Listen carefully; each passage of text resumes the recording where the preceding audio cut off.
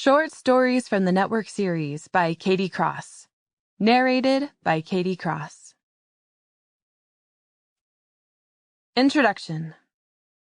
Welcome to Short Stories from the Network Series. This is a spoilers disclaimer. This canon of short stories has been written specifically for listeners of the entire Network Series collection. If you haven't listened to all the books yet, then wait.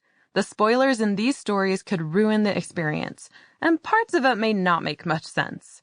I suggest that you start with Mildred's Resistance or Miss Mabel's School for Girls.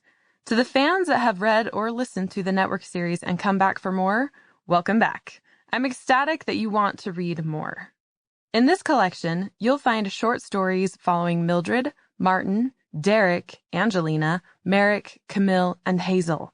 Revisiting these characters and learning more about them through telling their individual stories helped me remember why I love writing.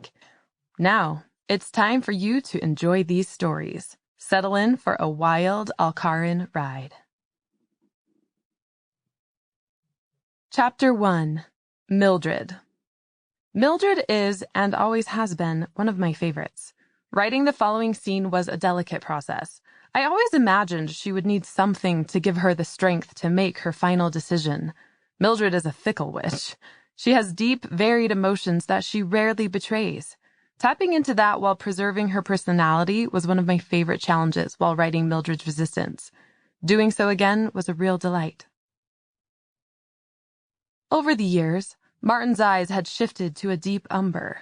She hadn't noticed until now. Instead of hints of hazel and flecks of amber, they deepened into the satiny finish of a dark walnut tree. That loving, compassionate gaze had guided Mildred through a government overthrow, the loss of a child, and a lifetime of hidden love and lonely nights. But it couldn't help her tonight. "Are you ready for the anniversary ball, Mildred?" Mildred released a long, coiled breath that had been sitting in her belly like a hot snake. Instead of examining the flicker of torchlight along the perimeter of the forest, she studied herself in the reflection of the window pane.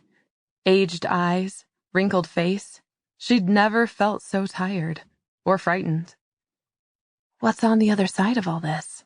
Where will I go when life just stops? She shook her head, pulling herself from the morose thoughts. Brooding wouldn't extend the hours of her life, just rob her of the few she had left. Even so, it felt wonderful just to think.